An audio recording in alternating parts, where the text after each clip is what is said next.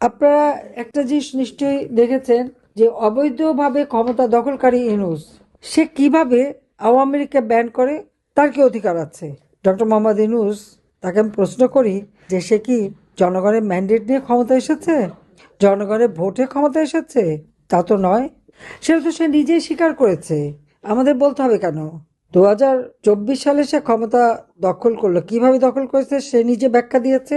যখন সেপ্টেম্বর মাসে নিউ ইয়র্কে যায় বিল ক্লিন্টন ফাউন্ডেশনে, সে সেখানে যে খুব উৎফুল্ল চিত্তে ঘোষণা দিল যে জুলাই মাসের যে ছাত্র আন্দোলন, ওটা কোনো ছাত্র জনতার আন্দোলন ছিল না। কারণ সকলকে বললো যে সেখানে তো কোনো নেতা ছিল না, কোনো নেতৃত্ব ছিল না। কেউ নেতৃত্ব দেখেছে না? তাহলে কিভাবে হলো? এটা ইউনূসের নিজের মুখের কথা যে মেটিকুলাস ডিজাইনের মাধ্যমে, তার মাস্টার মাইন্ড দ্বারা ওই আন্দোলন সংগঠিত হয়েছে। অর্থাৎ দেশি বিদেশি নানা ধরনের চক্রান্ত করেই সে আন্দোলন করেছে। আর আন্দোলন করে শেখ হাসিনাকে ক্ষমতা থেকে হটিয়েছে।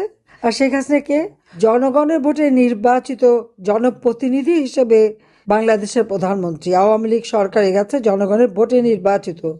তো জনগণের ভোটে নির্বাচিত সরকারকে মেটিকুলাস ডিজাইনের মাধ্যমে উৎখাত করে দিয়ে সে ক্ষমতা দখল করেছে, অর্থাৎ ডাকাতি করে ক্ষমতা নিয়েছে।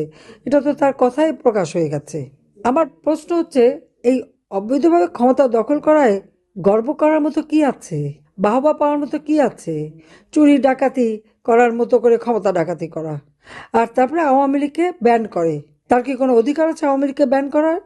তার কি কোনো অধিকার আছে যে আওয়ামী লীগের কেউ ভোট দিতে পারবে না বা নির্বাচনে অংশগ্রহণ করতে পারবে না? কেন পারবে না? সেটাই আমার প্রশ্ন।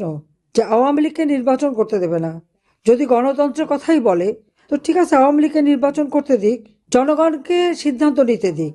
জনগণ সিদ্ধান্ত নিক কাকে চায়। হ্যাঁ, অবাধ নিরপেক্ষ স্বাধীন নির্বাচন যদি হয়, সেই সুষ্ঠু নির্বাচনের মাধ্যমে জনগণ যদি আওয়ামী লীগকে ভোট না দেয়, আওয়ামী লীগ যাবে না ক্ষমতায়।